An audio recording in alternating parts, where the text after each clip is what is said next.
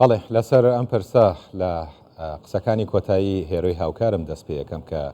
هیچ بربەستێک نەیتوانیوە ئیرادە و سەرکەوتنەکانی هەرێمی کوردستان ڕاگرێت بە تایبەتی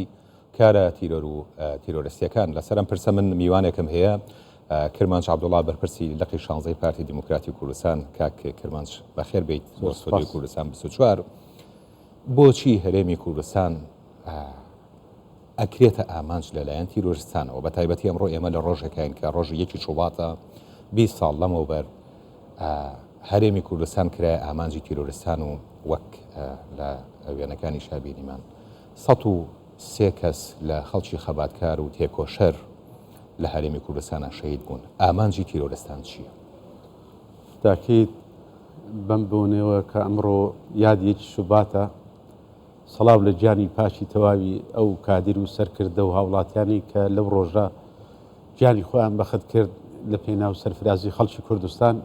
و هیوای چاک بوونەوەش بۆ بریندارەکان دەخوازم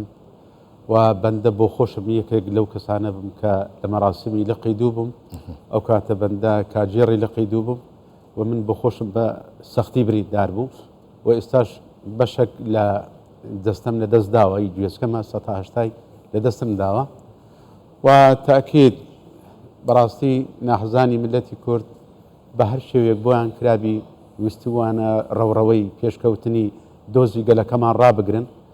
بەڵام خۆشبەختانە چەندە ئەو کارە تیرۆریستیانە دەکرێت هەندە ملەتەکەمان یەگەڕیتر دەکاتەوە مکۆرتر دەکاتەوە لەسەر دۆزە ڕەواکەی خۆی و ڕاستە کارەساتی زۆر ناخۆشن، خەڵکی دڵسۆز و کەرسی تێکۆشەر لەدەست دەین، بەڵام ئەمە قەدەری ملەتی ئێمە بووە. ئێمە ئەو کارانەوە لە ملەتی کوردەکانی تۆزێک دوامان بخە بەڵام نامان وەستێنێ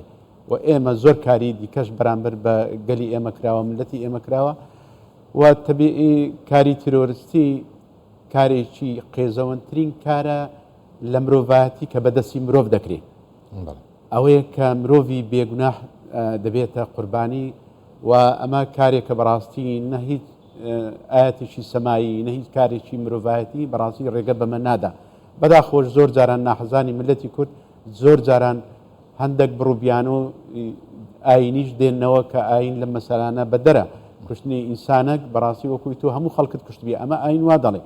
و قەت ئاین ڕێگە نادێت خەڵکی سڤیل بکرێتە قوربانی و ئەوەی ئێمەی کە جیا کردوتەوە بەڕاستی وەکو ملەتێکی خاوەن دۆزی ڕەوای ملەتی خۆمان ئێمە لە خەباتی ڕەوای خۆمان بە درێژایی مێژوو قەت ڕۆژێک لە ڕۆژان شۆڕشی کورد پەنای بۆ کارێک نەبردووە خەڵکی سڤیل ببێتە قوربانی. ڕاست و ئێمەش قەت تەسەورمان نەدەکرد لە ڕۆژی جەژن کە خەڵک پیرۆزبایی و گەردەن ئازایی لە یەکتر دەکا و دوژمنانی ئێمە بەداخەوە 103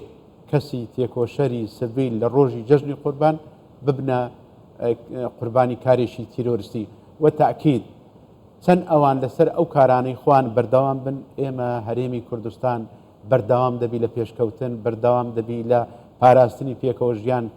پاراستنی پێکەوە ژیانی ئاینەی لە کوردستان نەتەوەی لە کوردستان. بەڕاستی ئەمە یەک لەو خەسڵەتانەی کە کووردا کورد پێوەی ناسراوە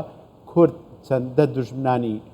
زەختی لێ بکەن چەندە دوژمنانی بیچەوسێنەوە کاری تیرۆسی بەرامبەر بکەن هەندە ملەتی کورد و شۆڕشەکەمان بەهێزتر دەبێت. ئەمە مێژوو وای گوتووە بۆیە حەقە ناحەزانی ئێمە پەنا بۆ ئەو کارانە نەبن کە ئەوانەی کاری تیرۆریستین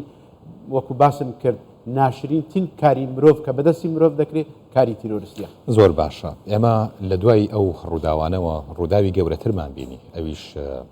هێرشی داعش بوو بۆ سەر هەرێمی کوردستان کە بە یعنی زۆر خراپ هاتنە پێشەوە لە سەر بەڕێنی خەڵکو و کوشتنی خەڵکو و تیرۆرکردنی خەڵکو،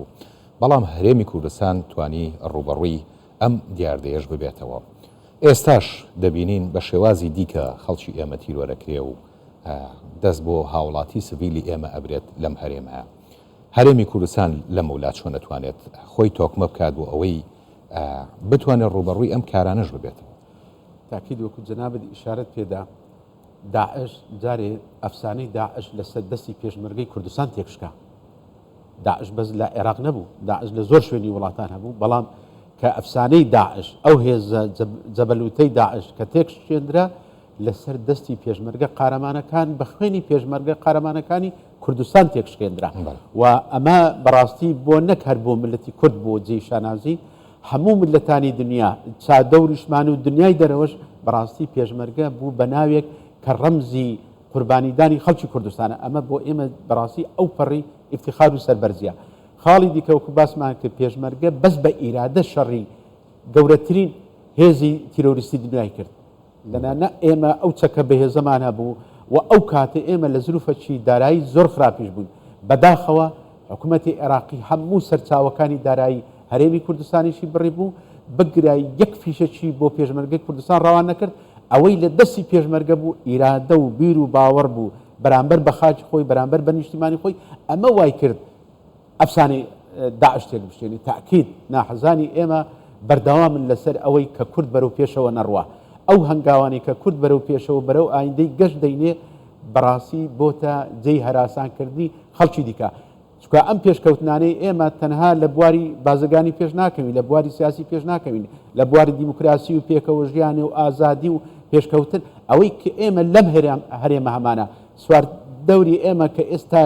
لە دواکەوتنی دیموکراسی و پێکەوە ژیان و ئابووری ئەو پەڕی خراپیدان هەرێمی کوردستان لەم ناوچەیە توانیوتی نمونەی زۆر جوان بۆ هەموو دنیا پێشکەش بکە تەبیعی ئەمە ئەوان بۆ ئەوان هەزم ناکرێ ئەوە پێیان وایە ئەم پێشکەوتنە کاریگەری لەسەر خراپیەکانی ئەوان دەبی بۆیە بەردەوامن لە پیلانجێڕان هەر لەم ڕۆژانە دواکاری تیرۆریستی کە بەرامبەر بە هەرێمی کوردستان کرا بەرامبەر بە بنەماڵەکی بازرگانی سڤیلی خەڵکی کوردستان خەڵکی هەولێر کرا منداڵی 11 مانجی تیرۆر کرا ئەمانە بەڕاستی ئێمە ئەومان پێ دەڵێ کورد ئێمە دەبی یەکڕیز بین کە یەکی شوبات ڕوویدا حسابی ڕەنگەکانی نەکرد زۆر باشە کام ڕەنگەیە کام ڕەنگە نییە لە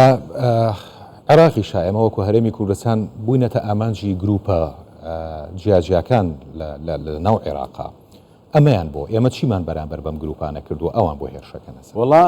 بۆ ئەوانی شەمان ئەم ئارمانجەیە لەوانی ئەوان دوو ئارمانجیان هەبی یەکیان بەرنمەیەک جێبەجێ دەکەن کە ئیخوان نییە ئی وڵاتانی ئیقلیمیە بەرنمەیەش کە هەیەە بەداخەوە دەڵێن بەشێک لە سەرکردایەتی سیاسیەکانی ئێستای عێراق ئەوان ئەو ئەقلێتە قبول ناکەن کوردستان پێشکەوی حەز دەکەن پێشکەوتنی کوردستان ئەو پێشکەوتنی کوردستان لە هەموو بوارەکان هەیە پێیان وایە لەسەر حسابی ئەوانە بەداخەوە قەت ڕۆژێک لە ڕۆژان هەرێمی کوردستان فاکتەرێک نەبووە بۆ دواکەوتنی ناوچەکانی ئەوان بەڵام ئەگەر کوردستان پێشکەوتووە لە سایی حکوومەتی هەرێم و خەڵکە درسۆزەکەی لە ناو حکوومەتی هەرێم پێشکەوتووە ئەگەر بەس ئەم حکوومەتەیە نەبایە ئەم حکوومەتی هەرێمی کوردستان کابینەوە نەبووە هەر حکوومەتێک کە بواە ئەو هەموو پلان و ئەو هەموو تیرۆری کە بەرامبەری دەکرا بڕوا بکە بۆ یەک هەفتەش خۆی نەدەگرت بەڵام خۆڕاگری حکوومەتی هەرێم پشت ئەستور بە خەڵکی تێکۆشەری خەڵکی کوردستان و پشت ئەستور بە دۆزەڕاوەکەی ئێمە ئەمە بۆتە سەرچاوەی خۆڕاگرتنی هەرێمی کوردستان دەبێ ئەوانەی کە دەرز لە مێژوو وەرگن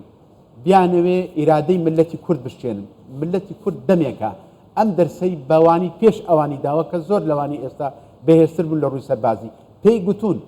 ئێمە ئامادەین بمرین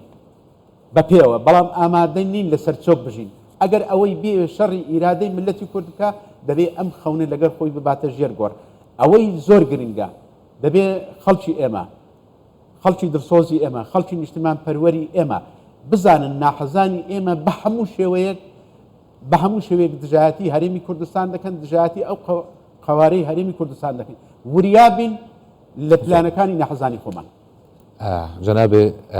تەمسیلی لایەنێکی سیاسیەکەیت بەڵام ئەمەوێ بپرسم کە چی بکەین بۆ ئەوەی یەکی شوباتەکان و ئەو کارە تیرۆریستیانەی کە بەرامبەر بە هەرێمی کوردستان کراوە دووبارە نەبێتەوە لەسەر ئاستی ناوە خۆی بڵێن